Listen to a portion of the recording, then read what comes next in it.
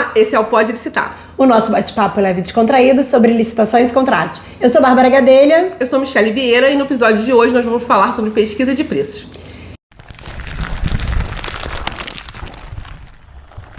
E para falar sobre pesquisa de preço, a gente trouxe alguém muito especial que vai trazer todas as informações para que você faça uma pesquisa de preço com segurança e fique tranquilo aí na sua casa. Ninguém mais, ninguém menos do que Eduardo Guimarães, nosso querido Edu. Seja bem-vindo ao Pode Licitar. Olha, eu agradeço demais o convite de vocês. Eu tô muito feliz, tá? Uma grande honra estar aqui no Pode Licitar. E a gente vai ter aqui um bate-papo bem descontraído para falar de um tema que assusta que assusta muito os gestores públicos, a pesquisa de preço, que é um grande desafio da fase preparatória. Então, meninas, mulheres, né? A gente vai falar um pouquinho disso também, meninas, mulheres, um grande prazer estar aqui com vocês. O prazer é todo nosso. De fato, pesquisa de preço é uma pedra no sapato, ou pelo menos era até esse episódio, porque depois desse episódio todo mundo vai entender como fazer pesquisa de preços. Mas antes de a gente começar, eu quero apresentar aqui o currículo do nosso amigo Eduardo Guimarães. Eu vou usar a colinha, porque realmente é difícil de gravar tudo. E aqui é um resumo, né, Eduardo? Vamos lá. Então, Eduardo Guimarães é mestre em Administração Pública pela FGV em 2008, graduado em Tecnologia da Informação pela UERJ em 2001, servidor efetivo do Tribunal de Contas do Estado do Rio de Janeiro, TCE Rio de Janeiro, desde 1999. É membro da Rede Governança Brasil desde 2021, conselheiro da Rede Latino-Americana de Abastecimento desde 2019, essa eu não sabia.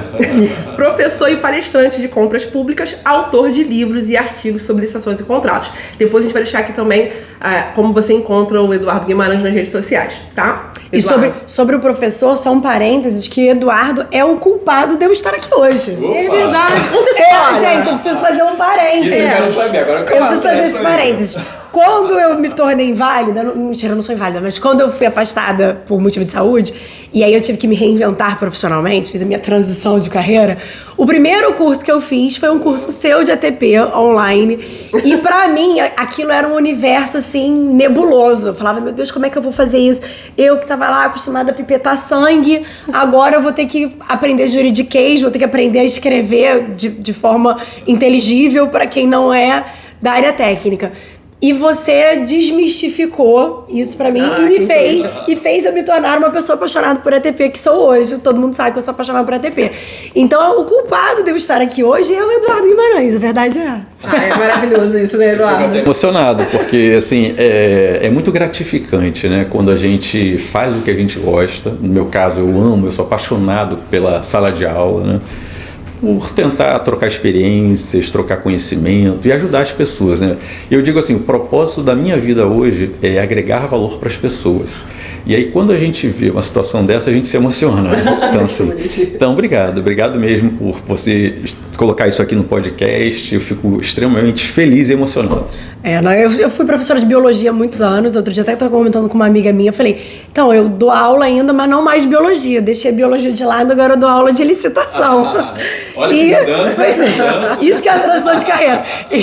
E essa transição, sem dúvida nenhuma, foi essencial. Eu fiz o curso, acho que foi em 2020 ou 2021. Foi bem pertinho da pandemia. E foi quando eu comecei a me profissionalizar mesmo nessa área. Porque antes a gente acaba fazendo... Vai fazendo que nem aquele outro. Aí você pega os outros, vai repetindo. Eu prometo que eu vou tentar não entrar no tema ATP. Até o Alessandro, nosso editor, que está aqui, falou, hoje a Bárbara vai se empolgar. Conversamos eu vou tentar, muito sobre isso, para não fugir do tempo, porque ela fica tão empolgada com a ATP. E pesquisa de mercados vai me levar isso aí. Para isso, então a gente já conversou aqui no pé do ouvido, mas no final das contas... A gente vai acabar falando. Vamos acabar para eu me comportar. Vamos nos comportar. Mas faço aqui das palavras da Bárbara... repito, porque de fato, assim, quem teve a oportunidade de estudar com o Eduardo e quem não teve, não perca essa oportunidade. É muito didático, né? É muito dentro do que a gente vive, dentro da prática, da dor do que a gente tem. Então, eu lembro que quando você esteve lá no INCA para fazer, lá no seminário, ano passado, eu lembro das pessoas vindo procurar e falar, nossa, mas eu nunca tinha entendido isso. E foi uma palestra de mais ou menos 1h20, em que as pessoas saíram de lá com conteúdo de qualidade. Imagina você tendo isso num curso. Então, realmente, é muito gratificante pra gente ter você aqui.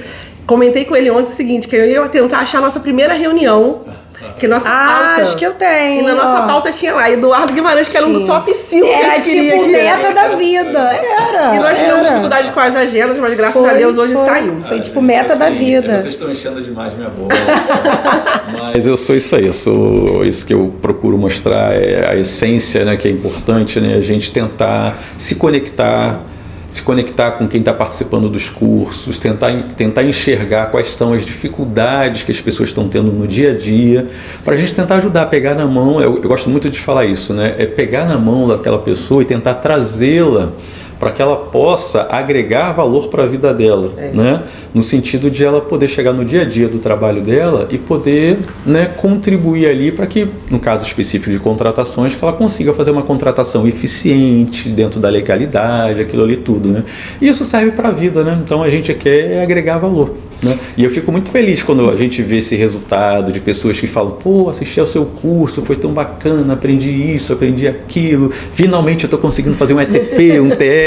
Pô, isso é muito gratificante, isso é muito gostoso. Vamos aproveitar essa oportunidade aqui, então, e pedir a rede social do Edu. A gente ganhou o nosso brinde, mostra aí nossos brindes que nós ganhamos um boné. Depois a gente posta uma foto com nossos bonés, nossas canetas. Vocês sabem que boné eu uso direto. Vou pra praia, vou sair por aí, tem que tampar a careca. Coloca então pra gente qual é a rede social, qual é o canal que eles te acham aí. Então vamos lá. Eu hoje, né, faço toda a minha divulgação de trabalho por 2 perfis no Instagram. O meu perfil Professor Edu Guimarães, tá? Onde eu coloco muito conteúdo especificamente sobre licitações e contratos, e eu tenho o da minha empresa, a empresa essa que a gente está lançando cursos, a gente está fazendo consultorias, a empresa agora também é uma editora e já a gente fala aí de uma novidade bem bacana para você, vou dar um spoiler, né? Daqui a pouco, calma aí, daqui a pouco, exatamente, que é Ideia Instituto, perfil lá no Instagram. Além disso, tem o nosso site, que é o www.eduguimarães.com, onde a gente coloca lá jurisprudência do TCU, jurisprudência do TCE do Rio de Janeiro, nós temos manuais, nós temos modelo de planilha, modelo de ETP, modelo de TR, justamente tudo lá disponível para aqueles que trabalham com contratação pública entrarem, baixarem e se sentirem um pouco mais seguros, né, nas tarefas do dia a dia. Só oportunidade, podia ter sido até a dica de ouro já.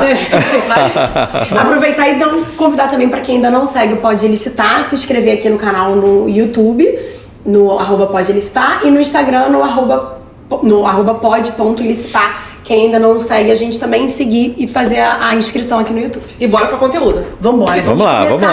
Com uma perguntinha tranquila, que é assim, na verdade, pra gente começar no tema mesmo da pesquisa de preço.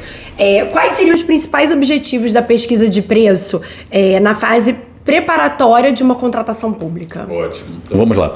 Primeiramente, uma coisa que a gente tem discutido muito, uma vez eu estava conversando com o Davidson Barcelos, o licitante, e ele fez uma pergunta que eu achei muito interessante. Ele falou assim, poxa, a gente gasta um tempão fazendo pesquisa de preços na fase preparatória, todo mundo tem dificuldade. Um dos objetivos da pesquisa de preços é encontrar o famoso preço de mercado, não é?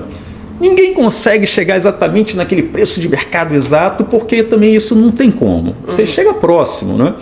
Aí ele falou, por que a gente não deixa para ver o preço só na hora da competição, da licitação? Ou seja, iria para a licitação sem preço. Deixa as empresas se pegarem lá. Que nem na contratação direta quando você faz o concomitante. Então, assim, é uma ideia. E toda ideia precisa ser refletida. A gente precisa parar, tem nexo. Porém, a gente tem alguns pontos que estão previstos na lei que hoje nos obrigam a fazer a tal pesquisa de preço na fase preparatória. Então eu poderia citar 2 pontos muito importantes. Primeiro deles, nós hoje só podemos licitar se tivermos recursos orçamentários. Como é que eu vou saber se eu tenho recursos orçamentários? Preciso fazer uma pesquisa de preço. Eu preciso ter uma ideia de quanto vai custar aquele objeto, para, ainda na fase preparatória, eu ir lá no meu sistema orçamentário e ver se naquele programa de trabalho eu tenho recursos orçamentários disponíveis. Tem que ter uma ordem de grandeza, né? Exato. Não precisa ser o exato, o valorizar, o preço exato, mas você precisa ter uma ideia, uma estimativa de quanto você pretende gastar com aquele objeto, para poder o quê? Fazer a reserva orçamentária. Então esse seria um dos primeiros objetivos da pesquisa de preços. Segundo objetivo, quando nós vamos para um processo licitatório, aparecerão diversos licitantes com preços distintos.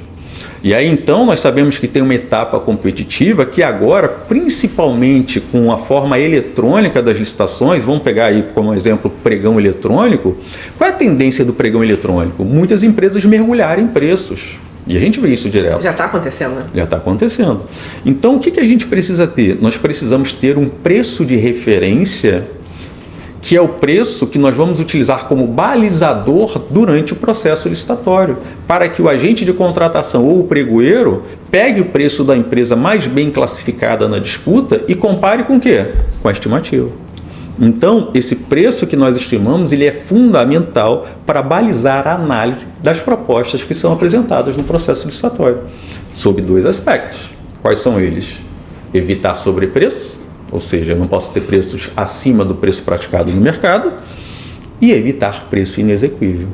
Inclusive, são objetivos trazidos aí pela nova lei, lá no artigo 11. Perfeito. A gente não tem nem o preço lá em cima e nem o preço no pé, que também a gente depois não consegue executar o contrato com aquele valor, né? Então, como é que eu vou saber se o preço do licitante está lá em cima ou está lá embaixo? Eu preciso ter uma referência, e a referência é o preço que foi estimado na fase preparatória. Um dos problemas que a gente vê é que às vezes não se tomam os devidos cuidados nessa pesquisa de preços, e aí você leva para a estimativa um preço que não é condizente com a realidade do mercado. Isso vai prejudicar a análise do pregoeiro ou do agente de contratação. Por isso, tão importante essa pesquisa de preços ali na fase preparatória. Eu vi umas pesquisas, não vou recordar agora a autoria e tudo mais, se eu encontrar a gente coloca aqui na legenda, que tratava sobre uma pesquisa exatamente sobre o que você está falando. Um órgão, ele pegou uma temporalidade de pesquisas de mercado, de pesquisas de preços que foram realizados e olharam qual foi o resultado nesse pregão. Então eles fizeram alguns índices que eles perceberam que em alguns casos, quando você tinha uma cesta bem feita, né, de opções para fazer essa pesquisa de mercado, o preço final, estimado com o preço final, variava ali em 25%, que é algo razoável. Sim. Mas quando a gente tinha só pesquisa ali com fornecedor, única e exclusivamente, isso passava às vezes 50%. Então essa é uma dificuldade nossa, quando eu estou fazendo pesquisa de mercado, ou o fornecedor não responde, né? Porque ele sabe que ele vai estar gastando uma energia apenas para a gente formar o preço. Sim, porque a gente não vai comprar naquele momento, né? Ele não vai colocar, de repente, aquele grupo dele para fazer isso. Ou quando ele responde, ele joga praticamente o dobro. Então, às vezes, eu até questiono para fornecedores que às vezes a gente pede para cotar, e dentre eles tem gente que está prestando serviço no INCA. Sim. Então, você olha, às vezes, a compra de 100 canetas está a R$100 naquele ano. Aí você pede para cotar, o cara joga R$200 a caneta. Você fala, mas esse ano você está me vendendo a 100? Fala, não, mas aí esse preço a gente vai brigar na licitação. Então, realmente, formar o preço é muito difícil. Tem 2 coisas importantes aí no que vocês falaram, que eu acho que é importante a gente destacar aqui. A primeira delas é a pesquisa com fornecedores. Não é? Existem N decisões do Tribunal de Contas da União, existe uma súmula do TCE do Rio de Janeiro, a súmula 02, no mesmo sentido. A pesquisa de preços não deve ser feita apenas com fornecedores. O inciso 4, né? Aí a gente se pergunta, por quê? Poxa, porque o fornecedor ele vai ler o meu termo de referência e ele vai me dar o preço, espera-se, né, que ele desse o preço condizente com aquela especificação. Mas não, o fornecedor, ele quer participar da licitação, ele quer ser contratado. E o objetivo do fornecedor é o lucro. É isso. Se o objetivo dele é o lucro, qual é a tendência dele? Poxa, eu vou dar um preço que vai gerar estimativa de uma licitação. Eu vou triplicar.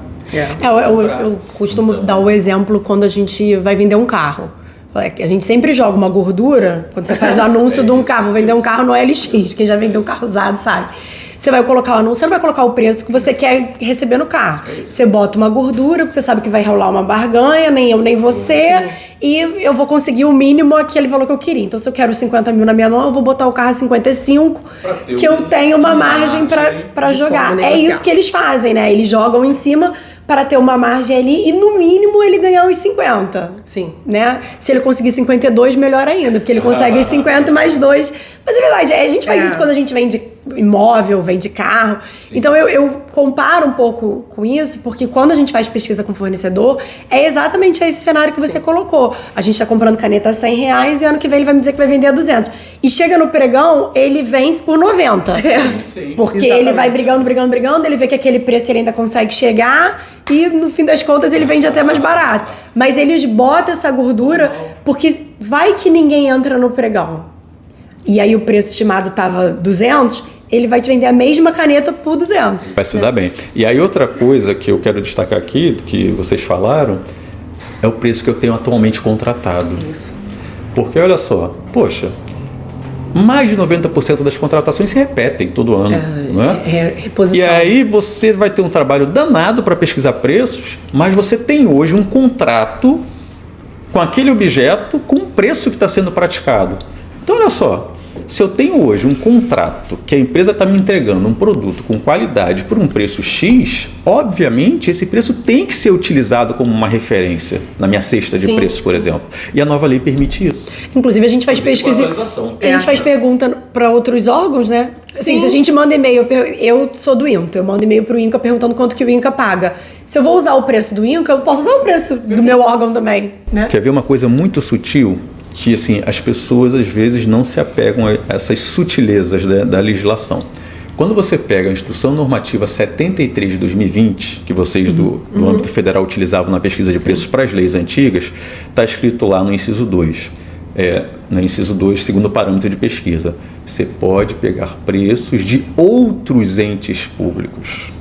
Bacana. Aí você está no INTA, você vai pegar preço do INCA. Beleza. Quando vem a nova lei, ela fala assim, o segundo parâmetro é preços praticados pela administração pública. Não está falando que é de outros. Vale meu. É isso. É uma sutileza. É um detalhe, né? É um detalhe, é uma sutileza. Então eu falo muito isso nos cursos de pesquisa de preço. Olha só que bacana, lá tinha outros, agora não tem mais. Então use o seu preço. E lá na nova lei ainda fala que deve ser atualizado. Então você vai pegar seu preço, que foi contratado lá atrás, e vai aplicar o índice que está no próprio contrato, por exemplo, o IPCA. Olha que bacana, aí você traz para a realidade, você vai ter uma ótima referência de um produto que você sabe que tem qualidade, que está te atendendo hoje. Quer melhor do que isso? Então é uma ótima. E essa questão de pesquisa com fornecedor, a gente traz inclusive essa súmula do TCE, a gente traz nas aulas sobre a pesquisa com fornecedor, mas como a gente costuma dizer, o Edu já sabe, na saúde é diferente. E aí, a gente até falou isso no episódio que a gente gravou aqui com a Fabiana, e na saúde realmente é diferente porque a gente pegar o catmate frio, jogar no painel de compras e usar aquele preço de referência, muitas vezes não é o produto ou o serviço que a gente precisa contratar naquele momento, porque é muito genérico. Sim. Então, a gente poder usar o preço do ano anterior, porque é uma reposição ou é uma contratação regular, isso te traz mais um preço para a composição da cesta. Não vai ser o seu único balizador, mas te ajuda a compor bastante, o preço. Ajuda bastante. Então, assim, a gente vai falar bastante aí aqui ainda, mas uma coisa importante, você não faz só com fornecedor, mas tem que fazer com fornecedor. Sim. Você não vai pegar o seu... Ter medo do fornecedor, né? Você vai pegar o seu preço do seu contrato, mas não vai usar só ele. É isso. Então a diversificação, a gente vai falar dela daqui a pouco, é muito importante. E eu vou aproveitar que na saúde é diferente, sabe? E assim, vocês sabem que estou tendo um trabalho danado, vocês estão participando do nosso processo, eu vou dar um spoiler aqui. Já vou dar um spoiler. Pessoal, em primeira mão, em breve, nós vamos lançar um livro super especial para falar de contratações públicas na saúde. E Bárbara, Michele, eu e outros vários autores maravilhosos estamos participando desse grande projeto. Então fiquem atentos que daqui a pouco a gente vai começar a divulgar esse livro que está muito bacana. E a gente começa o livro falando o quê? Na saúde é diferente. É um livro necessário que a gente não tem muito conteúdo sobre isso, né, Eduardo? Então acho que vai preencher uma lacuna importante. E é muito diferente comprar papel de comprar medicamento. Totalmente. Né? Então... Outro dia, eu estou dando muita aula para as secretarias de saúde, a gente acaba fazendo algumas consultorias também nessa área, e a gente percebe, né, a gravidade de você comprar um produto sem qualidade. Né? Impacto. O quanto isso impacta a vida da pessoa que está lá numa unidade de saúde e precisa daquele produto, daquele insumo, e você contratou mal. E se você contratou mal, você vai prejudicar o atendimento. Você não vai disponibilizar o serviço de saúde com qualidade. Então, na saúde é diferente. A gente dá um exemplo, né? Eu vou comprar uma caneta, mas a caneta não escreve. Tá, você vai ter o trabalho de pegar várias canetas da caixa, gastou dinheiro e tudo mais. Exato. Agora, se eu comprar um scalp, é marca registrada, mas se eu comprar a agulhazinha de fazer punção, né, o catéter, que não perfura bem a veia, que estoura a veia, eu vou estourar 1, 2, 3 veias do paciente. Às vezes é um paciente que tem um acesso difícil, a gente já não tem mais onde puncionar. Eu sei porque eu já trabalhei puncionando paciente. E aí a gente olhava e falava assim, vou puncionar onde? Vou ter que puncionar o pé, porque as do braço já foram, não tem mais nenhuma possível. E aí eu tô causando dor a esse paciente, o risco de infecção, não consegui coletar minha amostra. Não atendeu o princípio da vantajosidade. Gastei um monte de material e aumentei o risco de infecção, aumentei a dor do paciente, né? Enfim, então realmente os impactos são muito maiores. Muito mais graves. E aí, pegando a deixa para o nosso tema aqui, a questão do preço. Porque olha a preocupação. Aquele gestor público que está pesquisando preços, ele tem que tomar muito cuidado com a qualidade do produto que ele está pesquisando. Se ele botar o preço do que não fura, ele vai botar o preço às vezes mais para baixo. Então tem um casamento aí muito importante. A especificação do objeto e as condições de qualidade, características mínimas de qualidade e a pesquisa de preço. Eu costumo dizer também o seguinte, poxa, se você está pesquisando o preço de um produto, área de saúde, por exemplo, você conhece marcas que têm um bom padrão de qualidade, o que seria mais interessante? Citar essas marcas como marcas de referência. O professor Rafael esteve aqui falando, né? Então, é importantíssimo você dar esse padrão de qualidade. E aí eu sempre indico, poxa, gestor, se você vai fazer pesquisa de preços e no termo de referência, quem descreveu o objeto colocou marcas de referência, pesquise preços só das marcas de referência, porque você está pegando um preço condizente com o padrão de qualidade que se espera daquele produto. Caso contrário, você vai jogar o preço para baixo. Jogou o preço para baixo, prejudicou a contratação. Vai ter uma contratação ineficiente. Isso me faz lembrar café, né? Que a gente está falando de saúde, mas o café que acho que agora que está padronizado talvez não seja mais um problema, mas antes da padronização era uma reclamação, mas quando você vai ver a pesquisa de preço, a pesquisa de preço está pesquisando cafés daqueles que a gente não quer comprar. E naturalmente você não vai receber o café que você gostaria de consumir. Essa dica tanto da marca indicada, né, da indicação de marca, quanto na pré-qualificação, que também está previsto na Lava Lei, é essencial. Se você vai trabalhar com pré-qualificação ou com indicação de marca, na sua pesquisa de preço você só pode utilizar esses preços referenciais. Eu não posso trabalhar com marca pré-qualificada e pegar um preço do painel de compras de um produto que não é pré-qualificado. Porque aí, fatalmente, isso eu posso dizer quase que 90% das vezes, vai ser mais barato o preço não pré-qualificado, porque a qualidade dele vai ser inferior às exigências. A gente brinca lá, às vezes o pessoal fala, não, porque eu quero que tenha o selo da ISO. Vai custar mais caro. Para tirar um ISO, a empresa pagou para tirar um selo do ISO. Então, se você vai exigir o ISO, você não pode pesquisar preço de uma empresa que não tem ISO. Porque para ela produzir é mais barato do que para outra empresa. Então, isso é importante na hora de balizar o preço, a gente utilizar esses preços para não correr o risco de pegar um preço que não é o que a gente vai aceitar contratar depois. Né? Só que aí, o problema que eu vejo muito, chega o processo na pesquisa de preços, só que o TR está muito superficial. As especificações não estão adequadas e principalmente não colocam os parâmetros mínimos de qualidade do objeto. Aí a gente tem uma pesquisa de preço que não reflete a realidade de mercado.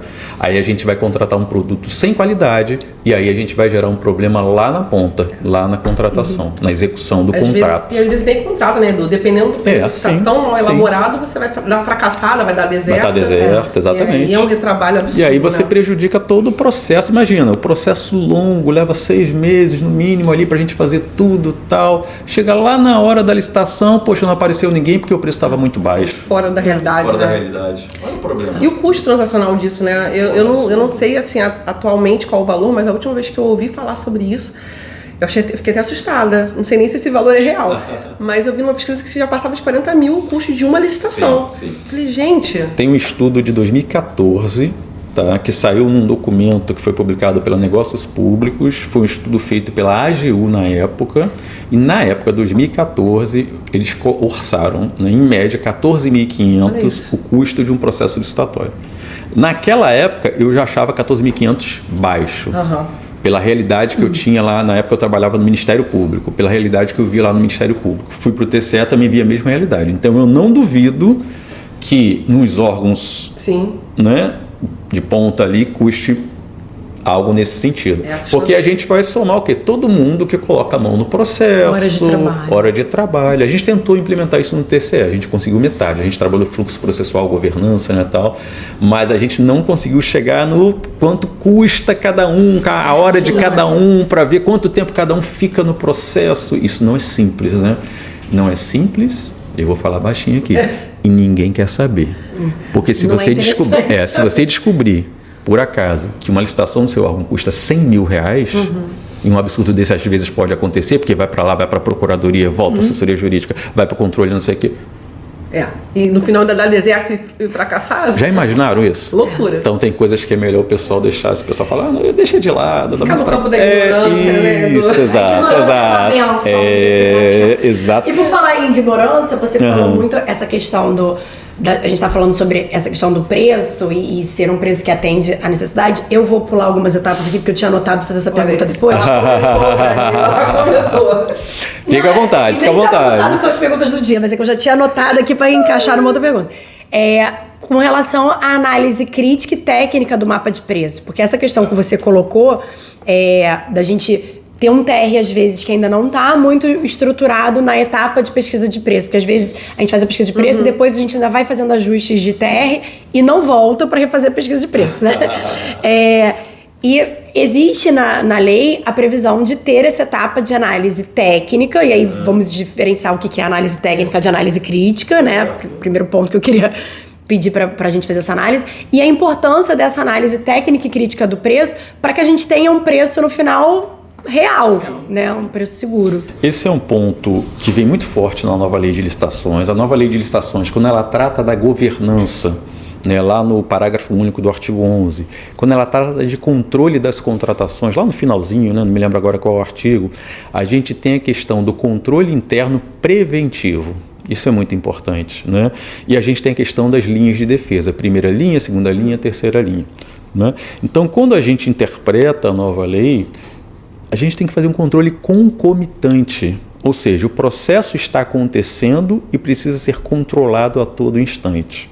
Só que isso não é uma coisa fácil de se fazer, não é? Então, vou dar um exemplo. Eu trabalhei no Ministério Público lá com o Rafael durante 8 anos.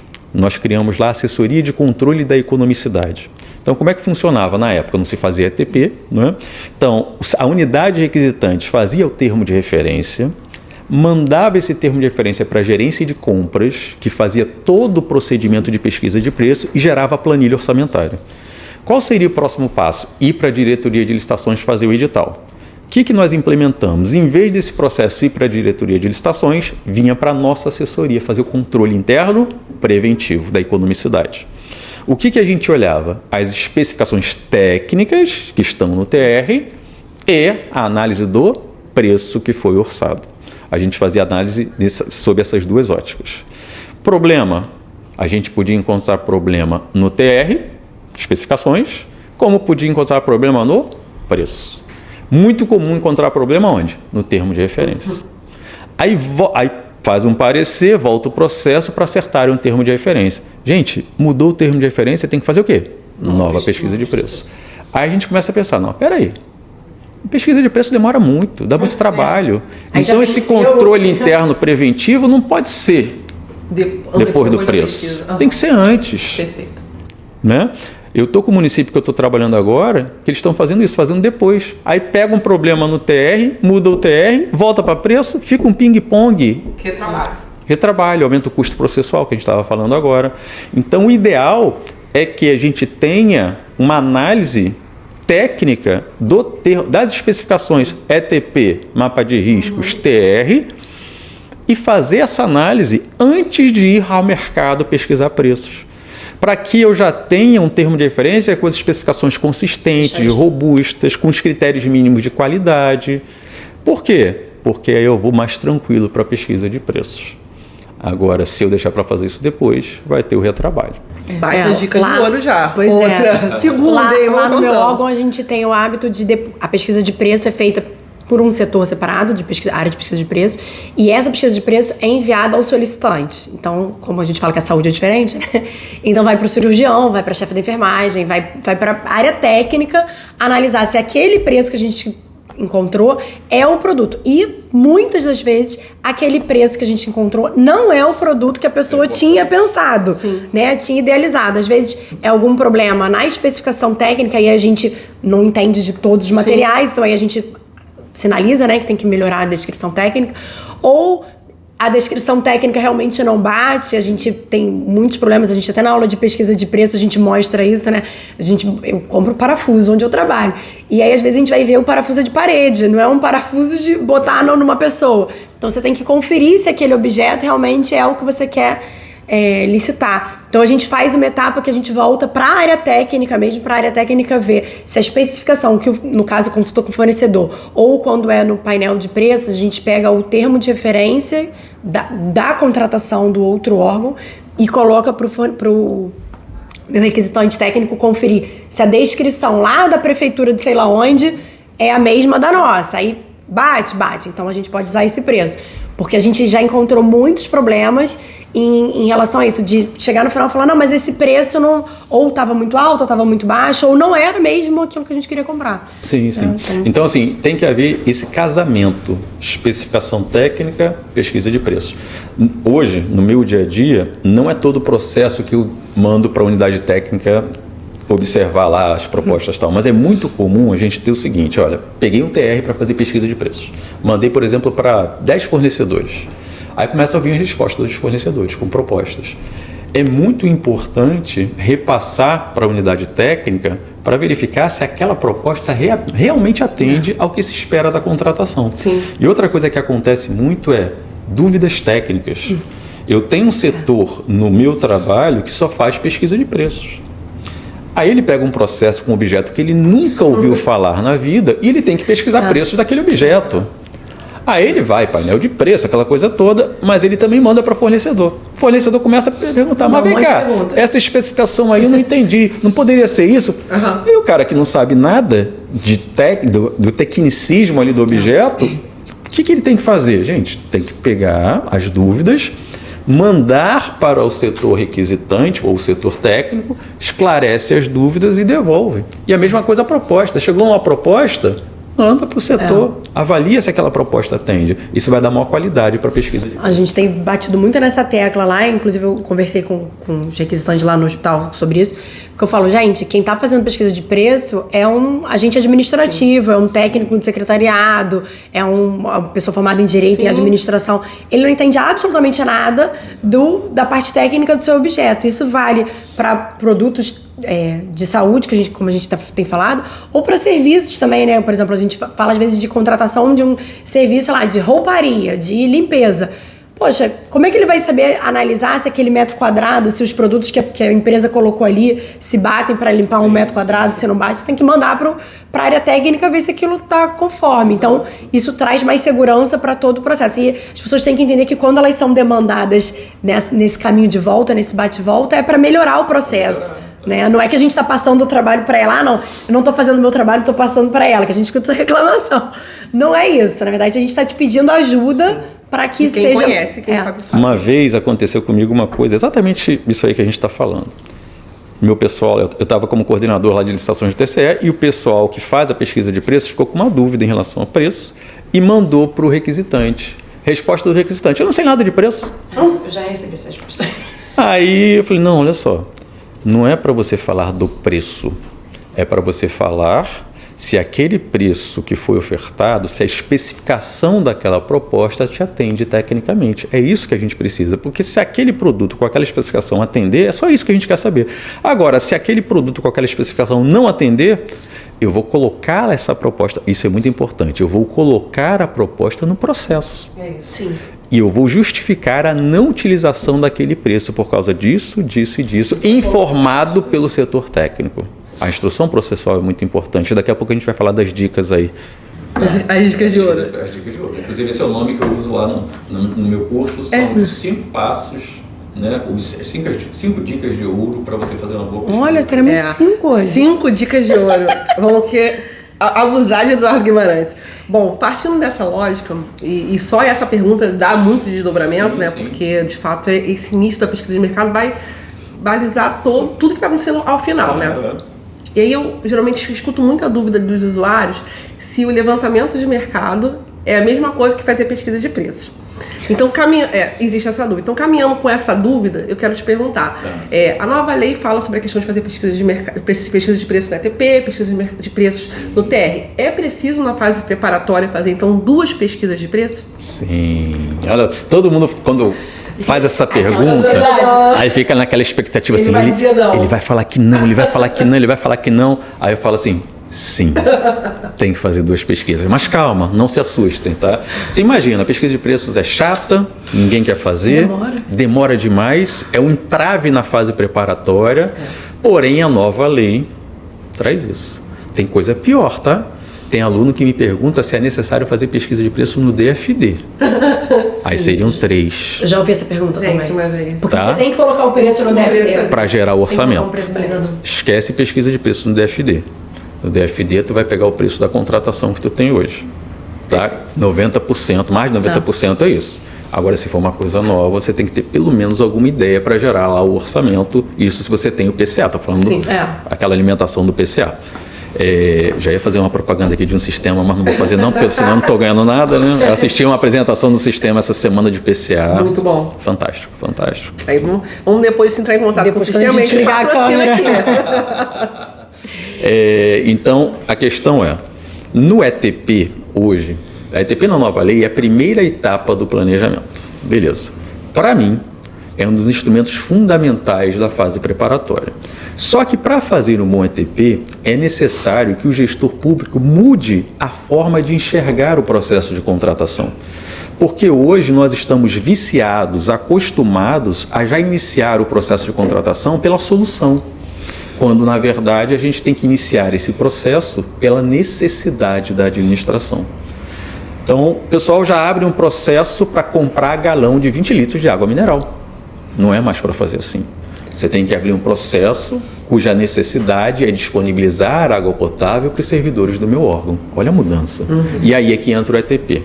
Aí quando entra o ETP, a gente vai aproveitar para falar lá do parágrafo 1º do artigo 18, que traz o conteúdo do ETP, 13 elementos. Lá tem levantamento de mercado e lá tem pesquisa de preços. Levantamento de mercado é o quê? Não tem nada a ver com preço. Levantamento de mercado é você buscar no mercado diferentes soluções para atender aquela necessidade. Então, o que seria levantamento de mercado nesse exemplo que eu dei? Olha, eu posso comprar garrafa de 500 ml de água, eu posso comprar galão de 20 litros, eu posso colocar purificador de água, eu posso contratar bebedouro industrial.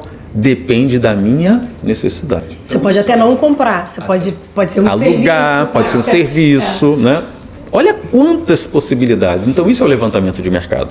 Depois que você fez esse levantamento de mercado, dentro do ETP, você precisa encontrar qual dessas soluções, sob a ótica do ciclo de vida, vai proporcionar a melhor relação custo-benefício. Então, você precisa ter uma ideia do preço de cada solução. Então, você vai fazer uma pesquisa superficial, eu até indico, faz pela internet, pega contratações similares, uma coisa simples. Geralmente eu não faço nem com fornecedor, porque demora, a não ser que seja uma coisa muito específica, mas eu faço na internet. Então, pega o preço, quanto é que a garrafa de água mineral de 500 ml, o galão de 20 litros, quanto seria um purificador? E aí você tem parâmetros para fazer essa comparação dentro do ETP, chegar à conclusão de qual é a melhor solução e vai descrevê-la completamente no ETP. E ao final, você tem que concluir se é viável econômica e tecnicamente essa contratação. Por isso, tão importante o preço. A pesquisa de preços no ETP não é a pesquisa de preços que vai gerar o orçamento estimativo da licitação. A pesquisa de preços do ETP é uma pesquisa mais simples, menos aprofundada, mas que vai nos proporcionar a escolha da melhor solução. Depois, a gente vai fazer o mapa de riscos, que a Fabi já esteve aqui falando, né, de gestão de riscos. Depois a gente passa para o termo de referência, onde nós vamos descrever aquela solução que no ETP se mostrou mais vantajosa, mas dentro do TR eu vou colocar todas as questões inerentes ao processo licitatório, à gestão contratual. Porque o TR é diferente do ETP. No TR eu vou descrever a solução e tudo que a empresa vai ter que executar e que nós, como gestores e fiscais de contrato, teremos que fazer para conduzir da melhor forma aquele processo. E aí, depois que eu tenho todas essas informações, aí eu vou fazer a pesquisa de preço do artigo 23, aquela pesquisa de preços aprofundada para chegar ao orçamento estimativo. Então, uma pergunta que é muito feita, poxa, por que você não aproveita o preço do ETP e usa para orçamento na licitação? 2 motivos. Primeiro deles que o pessoal vê muito, passa muito tempo. Venceu. Do ETP até o TR passa bastante tempo. Esse é um ponto. Você poderia pedir revalidação da proposta, se fosse... Mas tem algo que eu acho mais importante. Você, quando fez o TR, você incluiu informações da execução contratual. Que não estavam no ETP. Você incluiu questões de documentos que você vai exigir no certame. Você incluiu coisas que ainda não tinham no ETP. Os prazos, né? Prazo de entrega. Então, tudo isso que você incluiu impacta no preço. Por consequência, você precisa fazer uma nova pesquisa de preços, incluindo essas condições para você, de fato, ter um preço que represente aquela realidade. E é esse preço que você vai pesquisar depois que tem o TR pronto, que você vai usar como seu orçamento. Então é isso. Nossa. Tá, se a gente pegar pela lógica do que você comentou, por exemplo, que a maioria das contratações se trata de uma reposição, de um item que eu já compro sempre e vou fazer uma reposição. Eu poderia pegar o valor do ano passado e colocar o índice para a composição do preço do ETP? Eu faria isso. Assim, no caso da água que você deu, beleza, eu tenho outras soluções para água. Mas ainda assim eu utilizaria, por exemplo, o preço que eu tenho hoje. Supondo que eu alugue, existem empresas que alugam um purificador de água, por exemplo, com manutenção. Então eu poderia pegar esse valor que eu pago hoje, já aplicar um IPCA, que seria o índice que estava no meu TR, para ter o preço dessa solução. Sim. E os outros preços eu buscaria no mercado, Isso, de boa. Eu inclusive, eu recomendo. Porque essa pesquisa do ETP, a gente também não pode ficar séculos fazendo pesquisa no ETP. É preliminar, né?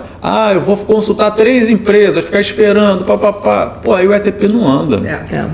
E esse não é o objetivo, né? O objetivo é que o ETP, a gente tem uma pesquisa menos aprofundada no ETP, que nos proporcione tão somente fazer um estudo comparativo e concluir, para ter uma ideia também do montante, para concluir se é viável ou não a contratação. Dentro da fala do Edu, tivemos diversas questões ali importantes, mas 2 me chamaram bastante atenção. Uma é a questão do ciclo de vida do objeto, né? Que eu acho que é algo que a Nova Lei trouxe, realmente algo importante de ser observado. A gente dá sem se atentar a essa questão do ciclo de vida do objeto. Então, nessa pesquisa, você tem que considerar a questão até da sustentabilidade, né? Qual vai ser a métrica que você vai estar utilizando? Porque acho que não dá mais para contratar sem pensar em sustentabilidade. E ainda é mais caro contratar quando a gente está ali pensando em sustentabilidade. Apesar que o André Trajano, quando esteve aqui, ele disse que isso aí há de se conversar, porque dependendo da questão de escala e tudo mais, isso quase fica no 0 a 0. Mas tem essa questão do ciclo de vida do objeto, que a gente não observa tanto. E também tem a questão que você falou, a questão de não usar o ETP no TR em razão das cláusulas que vão estar lá, como, por exemplo, o modo de execução. Porque quando eu pego os meus TRs, se fosse fornecedor, eu iria ter um preço completamente diferente para estar prestando serviço no INCA, onde o modo de execução tem um fiscal técnico que está avaliando o processo, tem um fiscal administrativo, quando é mão de obra, que vai estar olhando toda a parte tributária, trabalhista, e tem um gestor. Então, assim, eu tenho tantos filtros, e eu tenho tem um MR tão muito bem elaborado, um checklist que está olhando ali na ponta. Então, fornecedor, se eu pego no TR uma estrutura dessa, certamente o que eu teria pensado num valor menor, isso vai onerar. Então, se eu uso a lógica só do ETP, de fato, eu vou estar contratando algo que eu não vou conseguir. O preço não será condizente com a realidade. Perfeito. E as pessoas confundem um pouco também cláusulas de ETP com cláusulas de TR. Então acaba que fica misturado. Tem gente que coloca essas cláusulas todas de recebimento de objetos aqui no ETP. A gente fala, não é esse o objetivo. Né? Então, acho que se a gente colocar cada informação no seu documento correto, a gente consegue construir um fluxo melhor e não ter esse retrabalho, né? 2 pontos aí importantes também. A gente escreveu um artigo justamente sobre isso. A pesquisa de preços tem que ser feita no ETP e TR. Aí tem um artigo que a gente colocou lá no portal de compras públicas, justamente, né, falando sobre essa diferença. E o outro ponto é a contratação sustentável, né? Então, assim, eu costumo dizer o seguinte: as contratações somente serão sustentáveis quando nós não precisarmos mais falar que a contratação é sustentável. Porque já vai estar embutido na cabeça de todo mundo, já vai estar inserido, né? E assim, vamos falar do André Trajano, que trabalha muito nessa área, um grande parceiro, né? E a gente tinha até uma palestra que foi montada, na verdade foi o pessoal do Jardim Botânico que deu a ideia e o nome ficou muito bacana. Economicidade e sustentabilidade, um casamento que deu certo, né? Então, assim, a gente já deu essa palestra no Jardim Botânico 2 vezes, porque a gente fala o seguinte, tem tudo a ver com o ciclo de vida do objeto, né? Ora, eu estou lá planejando uma contratação, estou escrevendo lá o termo de referência já, né? Vamos falar do passado, né? Eu não fazia ATP, fazia só o TR, chegava no TR, eu vou falar, pô, peraí, vou comprar copo, mas copo plástico, a gente sabe que plástico, né, para o meio ambiente não é bacana.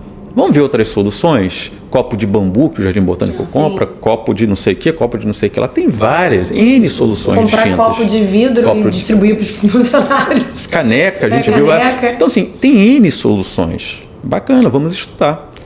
Aí, geralmente, o que a autoridade fala? Esquece isso. Você vai encarecer a contratação, não é? Aí a gente fala, não, peraí. A pessoa que está falando que vai encarecer a contratação, ela está falando apenas do preço de aquisição daquele objeto. Ela não está olhando o ciclo de vida do objeto e todos os benefícios que aquela solução vai proporcionar à administração pública. Então isso é o que a nova lei traz. Isso tem que ser olhado aonde? No ETP. Levantamento de mercado, quando você puxa as soluções, quando você pesquisa os preços no ETP, você também tem que levantar os custos e benefícios ao longo do ciclo de vida, para ver qual das soluções vai proporcionar o melhor. Aí que está, não é o menor preço, é a melhor relação custo-benefício ao longo do ciclo de vida do objeto. E é isso que a gente precisa passar para os gestores públicos. Gente, mudou. O cenário agora é diferente. Dá trabalho? Muito. Não, a gente não vai mentir, dá muito trabalho. Porém, a nova lei traz coisas muito interessantes. Por exemplo, vamos falar da área de saúde. Tem vários insumos que eu tenho que comprar e a minha necessidade é permanente. Então, o que eu tenho falado muito nos cursos? Poxa, vamos fazer um mega planejamento, tá? Um puta planejamento, não é? Para quê? Para que eu tenha uma contratação de um insumo que realmente me atenda qualitativamente. E aí eu vou fazer um contrato de fornecimento contínuo, onde eu tenho uma parceria com uma empresa que me entrega um produto com qualidade e eu vou ficar com essa empresa por 10 anos. Então, ETP dá trabalho, mapa de riscos dá trabalho, termo de referência dá trabalho? Claro! E vai dar mais trabalho ainda, porque você tem que fazer tudo isso, ciclo de vida, 2 pesquisas de preço, vai dar trabalho. Mas é um trabalho que, se você fizer muito bem feito agora, você vai ficar 10 anos numa relação ganha-ganha com uma empresa, numa parceria. Aí quando eu falo isso, o pessoal, pô, bacana, mas será que vai funcionar? Cara, vamos tentar. Vamos tentar. Tá dando certo agora? Vamos tentar. Ah, isso é um sonho, Eduardo. Sonhos são para ser realizados. Não é? A gente tem que colocar o melhor possível no planejamento para que a gente contrate bem e leve uma empresa como parceiro durante muito tempo. Aí eu só vou pensar em fazer ETP, mapa de riscos TR e pesquisa de preços daqui a 10 anos. Isso é maravilhoso. E a fala do Eduardo me fez pensar uma questão que muitas vezes quando a gente pensa em licitação, quando a gente quer, né, trazer de uma forma mais leve, a gente leva para a nossa vida e a gente encontra lógica, né, uma analogia. Sim. E quando a gente vai comprar, por exemplo, um ar-condicionado, a gente se preocupa com isso, né? Você vai lá procurar aquele que tem o custo menor de energia. Sim, você vai ter exato. Você vai ter eficiência. Você vai pagar mais caro pelo equipamento, mas você está pensando no a longo prazo e sim falar toda a parte sustentável, ambiental e tudo mais. Então, por que não trazer isso para a nossa realidade? Agora, eu estive nessa palestra do Jardim Botânico desse ano e eu falei um pouquinho sobre o ciclo do objeto também. E aí eu tive uma dificuldade que eu percebi que eu tinha problemas nas minhas contratações. Fazendo a palestra, né, estudando para fazer, eu falei, caramba, temos um problema aqui, que é fiscalizar essas questões sustentáveis que a gente coloca. Dificílimo. Então, uma preocupação é a gente precisa pensar em sustentabilidade nessa Sim. fase preparatória, mas pensar em como que a gente vai fazer aquilo que a gente exigiu Exato. acontecer. Senão você só vai estar pagando mais caro por aquela aquisição. Então tem várias questões que você coloca lá que na hora que você vai executar, você não tem ferramentas para executar, ou porque você não sabe como fazer, ou porque dependia de algum acordo de cooperação técnica que não saiu, enfim. A gente teve um caso clássico que eu estava assistindo ao RJTV na época da pandemia, o diretor do Gafreguinle. Teve um escândalo que a empresa que coletava o lixo hospitalar, ela estava jogando lixo hospitalar num terreno baldio em Duque de Caxias. Sim. E aí chamaram o diretor do Gafreguinle. Sim. Pô, como é que você... Aí ele pegou o TR, eu me lembro, ele levou o TR para a entrevista. Ele levou o TR e falou, não, mas aqui, ó, a gente exigiu da empresa que ela coloque, dispense num aterro sanitário, devidamente legalizado, papapá. Gente, tá no TR, ele tem que fazer a fiscalização para verificar se isso está sendo cumprido. Tem que pedir aquelas guias todinhas e tal. Manifesto, a destinação final é nossa Exato, parte, né? Exatamente. Então, assim, o processo de contratação só vai funcionar se todos os atores envolvidos fizerem as suas partes. Exato. Não é? Então, eu vou lá na especificação e exijo vários critérios, tanto de qualidade quanto de sustentabilidade. A gente acabou de falar, isso vai encarecer o preço de aquisição. Nesse caso do Gafre, é muito mais barato ele jogar o lixo num aterro sanitário, em qualquer lugar de Caxias, do que num aterro sanitário. Então eu tô pagando Você está pagando caro para o cara fazer algo que não é condizente com o preço que eu estou pagando para ele. Sim. Então, se eu não fiscalizo, eu joguei fora todo aquele trabalho que eu tive de pesquisa de preço, de especificação. Exato. Então, todo mundo tem que funcionar nesse processo. Perfeito. Bom, pegando esse gancho do gestor público, acho que caiu num bom momento esse assunto. A próxima pergunta é com relação a qual a cautela e que deve ser adotada por esses gestores públicos nessa etapa de pesquisa de preços. Quais são as principais medidas mitigadoras que têm que ser adotadas? Bem, o papo tá maravilhoso, mas é óbvio que a gente fala muito e a gente já ultrapassou o nosso tempo. Então a gente vai fazer uma pausa. Não saiam daí, a gente vai fazer um outro episódio com as outras perguntas, porque o bate-papo com o Edu aqui rendeu demais e foi muito bom. Então não saiam daí, que a gente vai parcelar essa nossa solução aqui em duas entregas, né, isso, Michele? devidamente justificado. Entregas parceladas. Já curte, compartilha e aguarde o próximo episódio. Então sai daí.